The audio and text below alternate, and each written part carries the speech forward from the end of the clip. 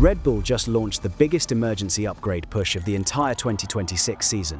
Behind the walls of the Milton Keynes factory, engineers have spent the last 5 weeks ripping apart downforce data, wind tunnel results, and simulator numbers trying to answer one question. Why is a car built to rule Formula One suddenly a full second off the pace? The answer they found changes everything about what is coming to Miami. So how did the most winning team of the last 10 years end up fighting for scraps in the bottom half of the midfield? Nobody in the paddock was paying attention to Red Bull's build schedule heading into this season. Everyone assumed the team that had won 4 straight titles knew exactly what it was doing. That belief was about to age very badly. The warning signs were there before a single race had been run.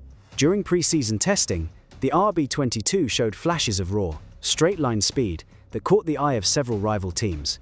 On the long straights, Verstappen was matching and sometimes beating the Mercedes works cars. The engine, Red Bull's first ever home-built Formula One power unit built with Ford over 3.5 years, was clearly fast. That part of the project had worked. But the drivers were already flagging something wrong about how the car felt through the corners. The balance would shift without warning. One lap the front end would feel locked in and sharp, and the next lap, on the same set of tyres, it would push wide into understeer for no clear reason. Setup changes that should have brought clear gains were doing nothing, or worse, making the car harder to drive. The engineers spotted the pattern in the data almost right away. What the wind tunnel and simulator said the car would do, and what the car actually did on track were not lining up the way they should. And in Formula One, when your tools stop telling you the truth, you are flying blind. Every call you make about which way to go with the car turns into a guess, dressed up as science. The opening 3 races proved that the testing worries were not just noise, they were deep and real. At the Australian Grand Prix, Isaac Hadjar qualified 3rd on the grid, but dropped out on lap 11 with an engine failure while fighting for the lead. Verstappen finished outside the points. In Shanghai, both drivers struggled through a weekend where the car looked hard to control through the medium-speed corners, and Verstappen dropped out again, this time with a cooling fault on lap 46. Then came Suzuka, and Suzuka is where it all fell apart. The Japanese Grand Prix is one of the most downforce-hungry tracks on the calendar. Suzuka shows up every flaw in a car's grip, because the lap is built around long, flowing, high-speed corners where the driver needs total trust in the front end. The S's, Dunlop, Degner, 130R, these are corners where the car needs to feel planted, steady, and stable at speeds above 250 km/h. Verstappen did not have that trust. He was knocked out in the second round of qualifying for the first time since 2015, a number that tells you just how far below his normal level this car has dragged him. In the race, he finished more than 30 seconds behind the winner, Kimi Antonelli, unable to pass an Alpine driven by Pierre Gasly, a 4-time world champion stuck behind a car that on raw pace should not have been anywhere near him. And the gap was not closing. Lap after lap, Verstappen's radio calls grew more angry. The car was fighting him through every corner, burning through its tyres because the shifting balance forced constant fixes that built heat in all the wrong places. If that sounds bad, keep watching, because what the data showed after Suzuka was even more alarming than the result itself. The RB22 was caught in a nasty loop of understeer going into corners, followed by oversteer coming out. That mix is one of the worst handling traits a Formula One car can have. It forces the driver to fight the car through every single corner, always turning the wheel to catch slides mid-turn, which wrecks tyre life through too much wear and makes it nearly impossible to put together clean lap times. Even a driver with Verstappen's rare car feel cannot make up for a machine that works against him through both halves of every corner. The car was, by all accounts, undriveable.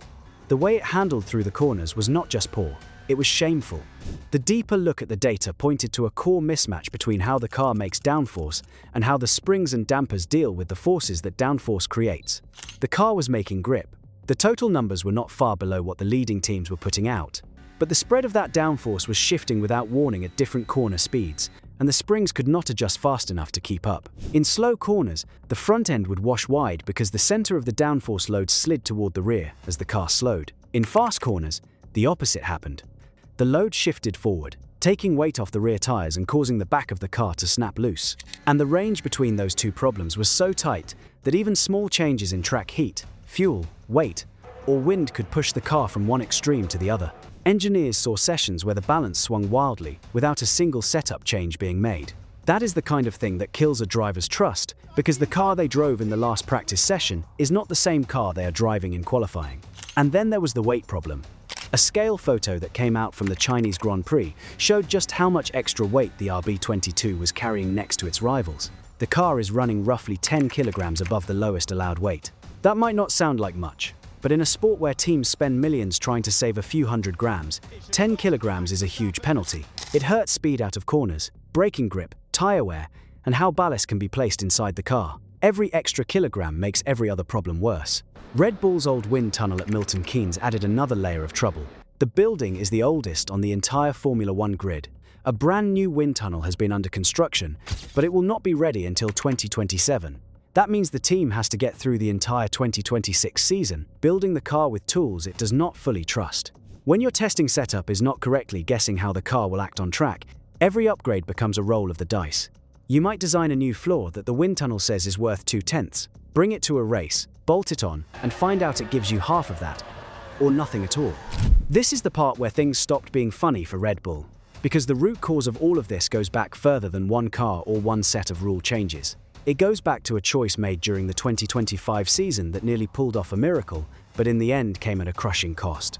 In the middle of 2025, Red Bull was losing. Verstappen trailed Lando Norris by more than 100 points after the summer break. The smart move, the move most rival teams were already making, was to accept the loss and shift every resource toward the brand new 2026 rules. Ferrari had already switched by April. McLaren was deep into its 2026 car. Even smaller teams like Haas and Williams had begun moving wind tunnel time and design staff toward the new car months before. Red Bull picked a different path. The team kept working on the RB21. New floors at Monza, a new front wing in Singapore, more floor changes in Mexico, spring and damper tweaks in Brazil, 8 straight race weekends with fresh parts, all aimed at one last push for the title. The factory was running flat out in 2 directions at once, which in practice meant neither direction was getting full focus. And it very nearly worked. Verstappen won 3 of the final 5 races, stringing together a run of form that reminded the whole paddock why he is seen as the most complete driver on the grid. He came within 2 points of a 5th world title, before losing to Norris at Abu Dhabi, in a race settled by a coin flip call on the final pit stop window. The cost cap does not care about heroic stories. Every dollar Red Bull spent chasing that 2025 title was a dollar that did not go into the 2026 car. The time and energy put into that late push clearly shaped where the team started this season. The team does not regret the choice, but the price is now visible on every timing screen at every Grand Prix. And the loss of key people made everything harder. Christian Horner left after 20 years with the team, taking with him 2 decades of deep know-how about running a title-winning team. Adrian Newey, the most winning car designer in Formula One history, a man whose cars have taken more race wins than any other engineer in the sport, went to Aston Martin. Helmut Marko stepped away from his role running the junior driver program. Jonathan Wheatley moved on. The group of minds that built the Red Bull reign between 2010 and 2023, the people who turned a drinks brand's racing team into the strongest force in modern Formula One, was gone. The RB22 is the first car built mainly under Wache, without Newey's core design input. And while Wache is a well-known and skilled engineer, the results so far show that the handover has not been smooth. There have even been stories of internal clashes about how things should be done. The kind of tension that comes up when a team is under stress and the results are not coming. Now here is where the story turns. And where it turns matters, because what happens in the next 3 weeks could decide whether 2026 becomes a comeback season or a collapse. If you have been watching this channel, you already know we go deeper than the surface on stories like this. If you are not subscribed yet, now is the time. Hit that button so you do not miss what comes next, because the second half of this season is going to be wild. While all of this chaos was eating up the headlines, something else was happening quietly inside the Milton Keynes factory. The dropping of the Bahrain and Saudi Arabian Grands Prix, because of the conflict in the Middle East, had created a surprise gift. 5 full weeks between the Japanese Grand Prix and Miami without a race weekend. No forced factory shutdown during April. And Red Bull used every single day of it. Red Bull is bringing a big upgrade package to Miami aimed at the 2 areas causing the sharpest pain: chassis balance and downforce grip. The engineers took the real-world data from 3 race weekends, fed it back into the simulator and wind tunnel models, and ran tests to try and fix the match between their tools and what happens on track. This is the classic Formula One recovery method. You take what the car actually did on a real track, compare it to what the simulator said it would do, find where the 2 split apart, and then adjust your models until they line up again. Only once that match is fixed can you design new parts with any trust that they will do what you expect. The Suzuka weekend itself had already shown the direction the team was heading. Red Bull brought new sidepod inlets shaped to take in higher pressure air, a much more tapered engine cover, a longer sidepod undercut, and a new floor meant to add overall grip. The team had built totally different body shapes tuned for different corner speed ranges, which is a sign of a car with a dangerously tight working window. If a team needs to change the physical shape of the bodywork based on the track layout, the car does not have enough basic speed range. But those changes did not bring the results they expected on track. The upgrade was not working the way it was supposed to, and the car still showed big grip problems even with the new parts fitted. The Miami package needs to build on those ideas while fixing the core balance problem that makes the car so hard to drive. Part of the upgrade also targets weight. New parts built to look the same as what is on the car now, but made from lighter metals and with sharper internal shapes. Every kilogram saved stacks up. Better speed out of slow corners where the car's weight works against it. Better power use from the hybrid system because the electric motors have less mass to move. And more freedom to place ballast where it helps most, which can settle the wild balance swings the drivers have been fighting all year. There is also a possible engine boost coming. Under the new rules, the governing body runs a system that lets slower engine makers earn extra upgrade chances at set points during the season. Red Bull expects to qualify for one of these around the Miami weekend, which could open the door to an updated engine as early as the Canadian Grand Prix. The Red Bull Ford engine is not the team's main weak spot. The straight-line speed has caught people off guard, and it is widely seen as one of the best stories of the season so far. But any extra pace helps when you are trying to close a gap this big. And then there is the question that hangs over everything. The question the team does not want to face in public, but cannot dodge behind closed doors. Max Verstappen's future. After Suzuka, the four-time world champion openly asked whether racing in Formula One was still worth it, or whether he would rather be at home with his family. Retiring at the end of 2026 is on the table. That news sent shockwaves through the paddock, because this is not a driver throwing out empty threats. Verstappen has said for years that he does not need Formula One, the way Formula One needs him. He races because he loves fighting at the top. Take away the fight, give him a car that cannot compete, and the drive fades. He sits 9th in the standings with 12 points, 60 behind 19-year-old leader Kimi Antonelli, who has become the youngest pole sitter, race winner,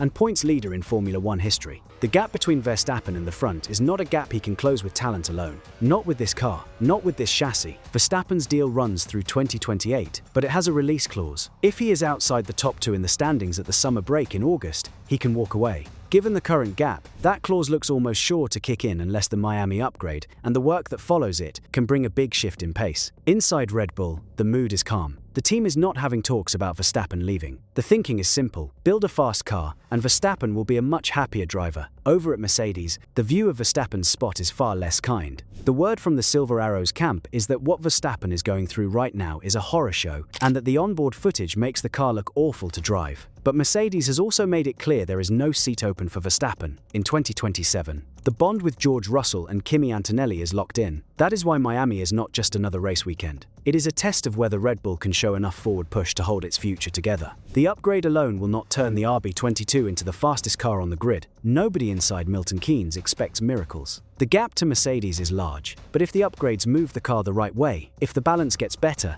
if the drivers can finally push with trust through the corners, then the pace of progress can speed up, and Red Bull has shown, over and over again across the last 10 years, that once they understand a problem, they can close gaps faster than anyone else on the grid. The other side of that coin is just as real. The cost cap limits how much Red Bull can spend fixing the 2026 car without eating into next year's build. The team has not set aside enough of its $215 million budget to fix all of the RB22's problems, while also building a strong 2027 car at the same time. There is debate inside the team between putting money into a major mid-season rework and writing off the season to focus on the future. The wind tunnel will not be swapped out until 2027. The people who built the rain are gone, and the rest of the grid is not standing still. Mercedes leads with 135 points, powered by a 19-year-old in Antonelli, who drives like he has been in the sport for 10 years. Ferrari sits second with 90 points. Both Leclerc and Hamilton landing steady podium finishes from a car that switched early to these rules. McLaren has 46, and then there is Red Bull, 16 points, 6th in the standings, behind Haas, behind Alpine. That is not a gap, that is a canyon. The 2026 standings after 3 rounds tell the story of a sport that has been fully scrambled by the new rules. The team that once made Formula One look easy now faces the hardest test in its history. Not just chasing the cars in front, but showing its own driver that the project is still worth staying for. Miami will not answer every question, but it will answer the one that matters most right now. Is the car getting better, or is it stuck? If the data after Miami shows real progress, this becomes a comeback story. Red Bull in 2014, Ferrari in 2017, Mercedes in 2013. Teams that started badly, found their feet, and fought their way back. If the data shows the gap has not moved, the talk shifts to something much darker. A 5-time champion walking away, a reign ending not with a last fight, but with a quiet exit clause triggered in the middle of August. As of today, the freight is on its way to Miami. The new parts are packed, and inside the Milton Keynes factory, the engineers already know whether the wind tunnel numbers look good. The rest of the world will find out on the 1st of May.